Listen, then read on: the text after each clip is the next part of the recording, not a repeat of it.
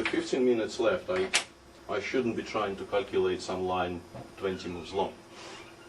There's little point. Rook c8 is absolutely forced, and now king b3. And black's problem is I'm more active, a6 is weak, and it's difficult to start pushing the pawns. If he plays f4, I simply win a pawn by force, I think, by rook a8, rook a8, b5. So f4 is not an option. For the similar reason, king f6, rook e2 is, I guess, unadvisable. So king f7, I felt, was the right choice. I went rook a2, rook a8, and with this we passed the time control. There are many opportunities here which look fine. White can play king c4, white can start with rook e2. But I felt that if I start with rook e2, he goes g5, I get to e6 with a tempo. But even this position, king c4, f4, king d4, g4, king e4, for instance, and I thought even something like f3, take everything, and rook b8 might not be winning. I didn't want to, or maybe a5 or some move like that. I felt that there is no call for me to allow the trade of that many pawns, because maybe I will win an endgame like this, maybe I won't, but black will breathe easier, which was the basis for playing h4. And here I can sort of forget about the king side, which is a nice feeling of this, always in a rook ending, to only think about the passive play. And after king e7, king c4, king e7, in the end I decided I have to give a check first. It's important, I think. Because king c4, king d7 is less clear. But I start with a check. After king d6, king c4, the rook will come to e6 anyway. In this position I felt a5, b5, a4, king a3.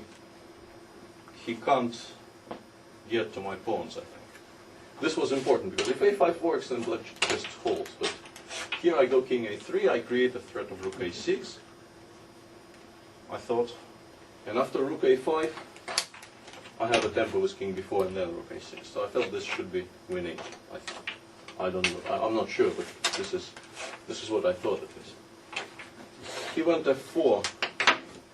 This pawn just doesn't stand there. He went f4, and here I felt, okay, it's time to cut the king off. And here he took a very strange decision, because I felt his only chance is to prevent me connecting with the d pawn.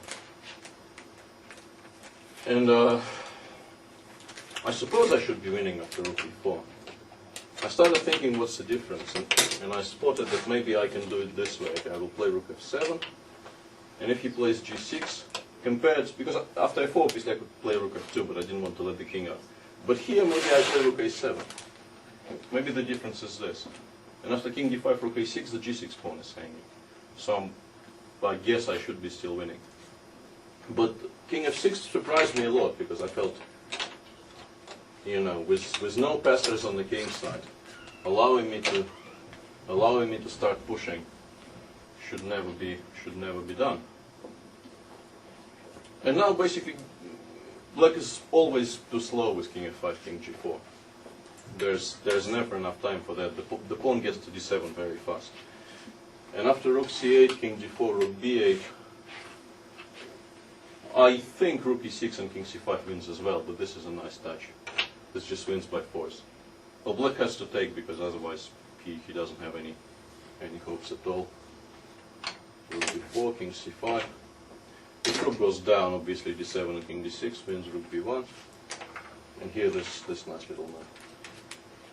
Had the king been on f7, this wouldn't be possible, but on f6, black has only the rook to stop the pawn with. And if he starts checking, I thought this was a nice line. And now I don't think he can even give a rook, because the only two squares are c8 and d8, and this is actually a queen. So rook b8, g7, and the point is, if king h7, king c6, king g8, I'm on time. So I wouldn't say this is the cleanest game I ever played, or the most deserved victory I ever achieved. But a point is a point. Okay. Any questions? Well, about that preparation, Tobolov had played that H5 line before, and Yeah. what went wrong? It's not a question of something going wrong. Since he didn't play it, normally Black plays H5 ram of 7 or 8. And since this didn't happen, it just dropped out. I forgot this can happen. Okay. This happens to me occasionally. I'm an old man business. Okay. Okay, thank you. Thank you.